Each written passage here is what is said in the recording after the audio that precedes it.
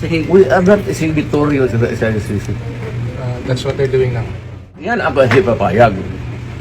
I am a Filipino. You are all Filipino citizens. You prosecute me in Philippine courts with the Filipino judge, the Filipino prosecutor, at magpakulong ako dito sa bayan ko. Kung sakali. It's very simple. It's a request to the Philippine government from Interpol to enforce the arrest warrant. And of course, we comply with our commitments to Interpol. We did not do this because it was derived from or it came from ICC. We did this because Interpol asked us to do it. And we have commitments to them, and we lived up to those commitments. As far as America is concerned, the ICC has no jurisdiction, no legitimacy, and no authority. The ICC claims near universal jurisdiction over the citizens of every country, violating all principles of justice, fairness, and due process. The arrest that we did today was in compliance with our commitments to Interpol. It just so happened that that came from ICC. But it's not because it came from ICC, it's because it came from Interpol. We will never surrender America's sovereignty to an unelected, unaccountable global bureaucracy. America is governed by Americans. We reject the ideology of globalism, and we embrace the doctrine of patriotism. The outrageous decision by the ICC prosecutor, Karim Khan, to seek arrest warrants against the democratically elected leaders of Israel is a moral outrage of historic proportions. It will cast an everlasting mark of shame on the International Court. The ICC has no jurisdiction over Israel, and Mr. Khan's actions will not stop us from waging our just war against Hamas. Serious implications nito. Kasi we have withdrawn and then you allow me to be brought to a body of which we are no longer a member. When Rodrigo Duterte was arrested morning on March 11th, as he stepped off a plane in Manila, hundreds of supporters thronged outside the airbase to protest. Their hero, a former president of the Philippines, had been denied due process, they claimed. Kasi Huwag na tayo mag-usap pa kami. Huwag mo hawakan yung lawyer. Huwag mo hawakan. Nag-uusap pa kami. Huwag mo hawakan. Nag-uusap pa kami. Attorney, please. Huwag mo hawakan. Is this what you want, Mr. President? Yung mga sundalo, tanungin ko kayo, anong kasalanan ko? Matanong nga. Ano ba? Kayo, nandito mga kayo lahat. Ikaw, tanungin kita, Ture, anong kasalanan ko? Mr. Duterte was detained by Philippine officials acting on an arrest warrant from the ICC in The Hague. By evening on March 11th, his lawyers said he had been forced to board a flight to the Netherlands. His arrest highlights both the strengths and the weaknesses of international justice, mainly the weaknesses. The ICC pursues a noble aim: to prosecute individuals suspected of committing war crimes, genocide, crimes against humanity, or crimes of aggression, such as invading a neighbor. However, it is often hamstrung by politics, both national and global. The International Criminal Court, ICC, operates under the principle of complementarity, meaning it only intervenes when national judicial systems are unwilling or unable to genuinely investigate and prosecute grave crimes like genocide, war crimes, and crimes against humanity. The question now: does the Philippines' judicial system not functioning? It generally lacks jurisdiction over countries that have not signed up to it. So it cannot do anything about China's persecution of the Uyghurs in Xinjiang, for example. And since Duterte pulled the Philippines out of the treaty underpinning the court halfway through his time in office, it can only prosecute him for alleged crimes committed before that date. The ICC has no powers of coercion. It cannot arrest people without the cooperation of the country where they are, which is often refused. So far, its successful prosecutions have all been of Africans, and mostly warlords rather than government officials. The court is trying hard to bring justice to other parts of the world, but it is not easy. When it issued an arrest warrant for Vladimir Putin for war crimes in Ukraine, one of his henchmen threatened a surgical application of a hypersonic missile on the courthouse in The Hague, adding, "So, judges, look carefully to the sky." Представим себе, понятно, что это ситуация, которая не реализуется никогда, да? Но тем не менее, вот представим себе, что она реализовалась. Действующий глава ядерного государства приехал вот на территорию, допустим, Германии и подвергся аресту. Что это? Явление войны Российской Федерации. И уже в этом случае все наши средства, ракетные и прочие, полетят в Бундестаг, в офис канцлера и так далее. The case file on the ICC website notes helpfully that Mr. Putin is still at large. Nonetheless, the arrest warrant has made it harder for him to travel. He could not attend a BRICS summit in South Africa in 2023, since his hosts, as ICC members, would have been obliged to arrest him. Under Donald Trump, America has grown dramatically more hostile to the court. It has never signed up to the ICC, for fear that American soldiers overseas might be subject to politicized prosecutions. Moreover, Mr. Trump has gone further than previous presidents. On February 6th, he announced sanctions on the ICC's chief prosecutor, Karim Khan, over what he called illegitimate and baseless actions targeting America and their close ally Israel. As far as America is concerned, the ICC has no jurisdiction, no legitimacy, and no authority. The ICC claims near universal jurisdiction over the citizens of every country, violating all principles of justice, fairness, and due process. We will never surrender America's sovereignty to an unelected, unaccountable global bureaucracy. America is governed by Americans.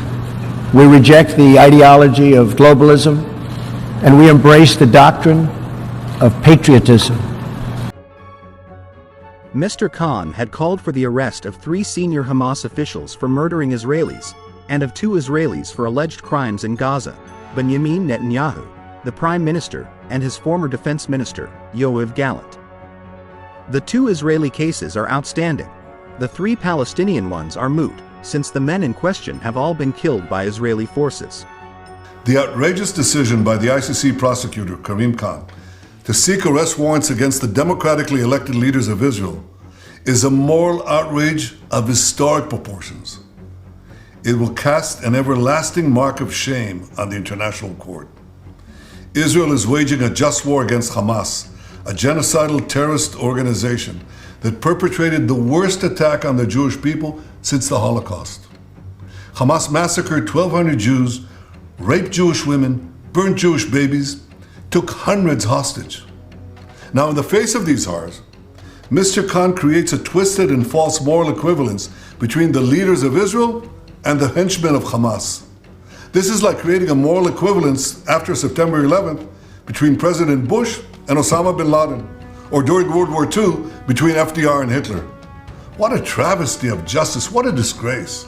The prosecutor's absurd charges against me and Israel's defense minister are merely an attempt to deny Israel the basic right of self-defense.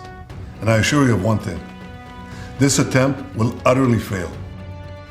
The ICC has no jurisdiction over Israel, and Mr. Khan's actions will not stop us from waging our just war against Hamas. But Mr. Khan's abuse of this authority will turn the ICC into nothing more than a farce.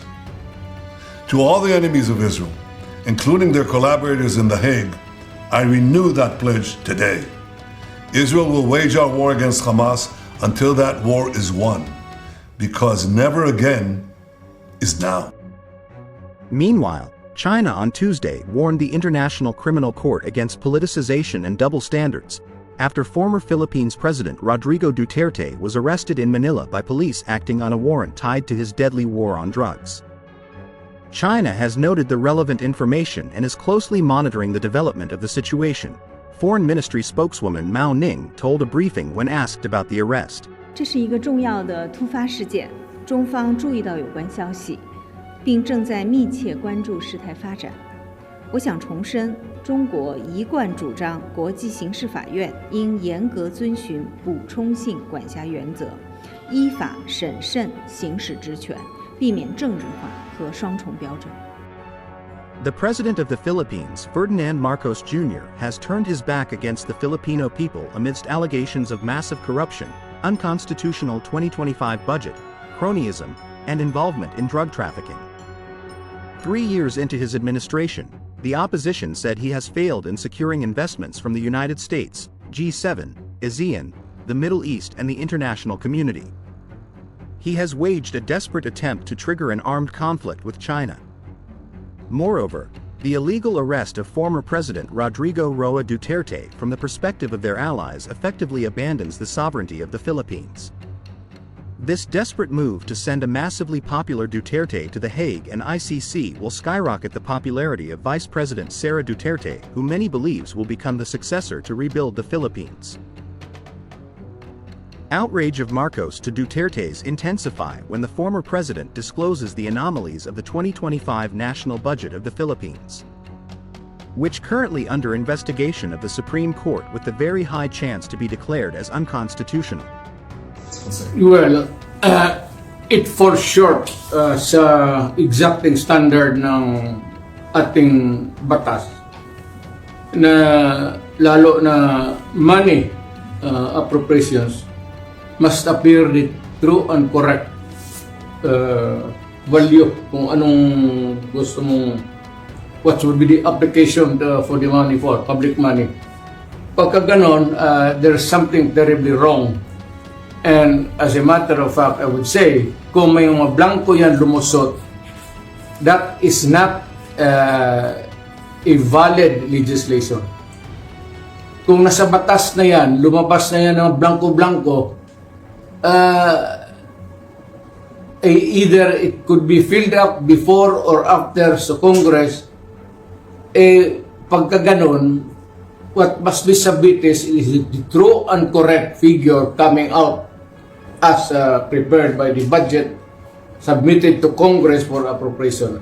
Pagkaputol-putol yan o may kulang, that is not a valid budget for implementation as law. It's a black item. He's lying.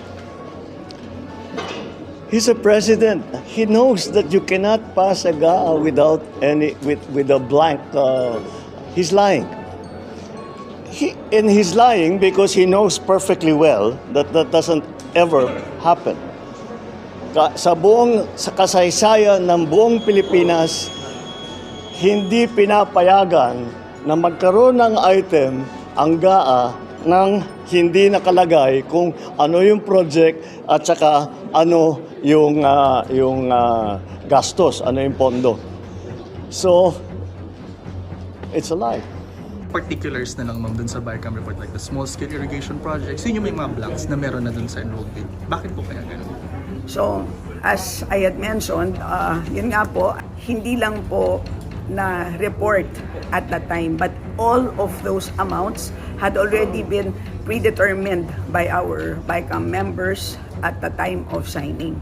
And so, ang importante po doon ay walang discretion po ang ating sekretariat sa kanilang paglagay po or pag-report. Actually, ang nangyari po doon is ni-report po ang mga figures na napagkasunduan na po ng ating BICAM members. Kanina pa eh. Hindi naman lahat, ilan ang hinuli ngayong araw na ito, sir? Sa iba-ibang mga krimen. Ilan ang binigyan ng ganitong... Kasi nandito kayo lahat eh. Nag-iisang tao. Ilan ang binigyan ng ganitong... Nag-iisang tao, ang daming krimen sa labas. Nandito kayo. Sir, hindi ko hinihingi ng pabor. Just invoke Article 59. Bakit hindi yan magawa-gawa? Attorney, you will be That's precisely the point that I'm saying. Ano yung nagano? Pero please lang, bawal hawakan. Attorney, you will be Bawal hawakan! Bawal hawakan. Tumayo ka na lang. Bawal The right to hawakan. counsel is something that has to be observed Right to counsel. and Huwag respected. kayong umawak. Please, Huwag kayong nakipakialam sa kanila.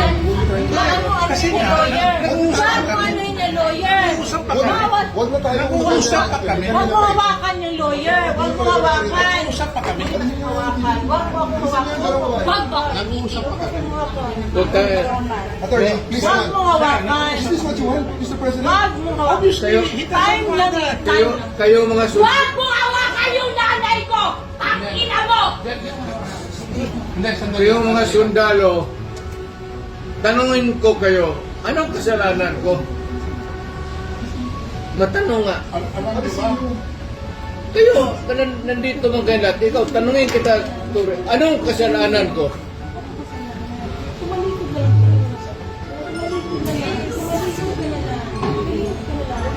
Wag! Hindi! Hindi!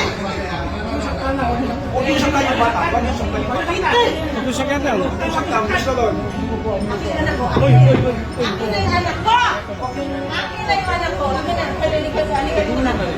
Halika dito! Akin na yung anak ko! Don't do it personal. Akin na lang! Akin na lang! Halika na! Don't do it personal.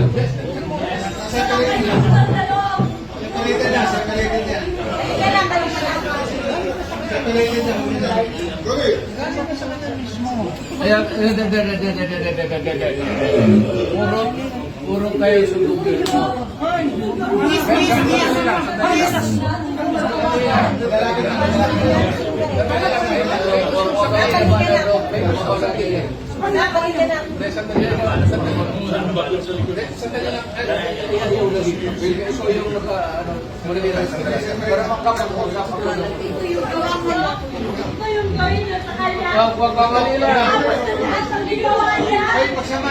Hoy, nandito yung preso, hindi dyan.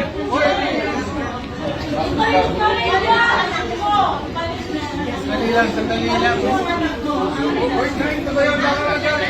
Hindi naman kasama yun. May sasabihin lang.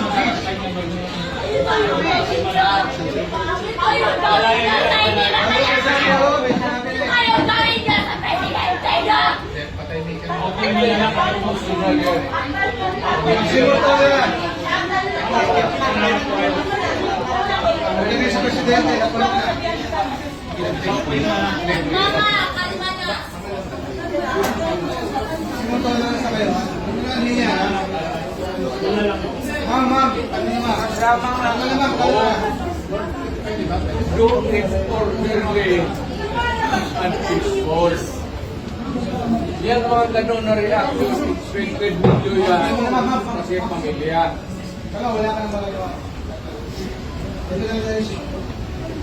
Huwag kayo mga sundalo kasi kayo kung mahuli, pero ang pamilya ninyo.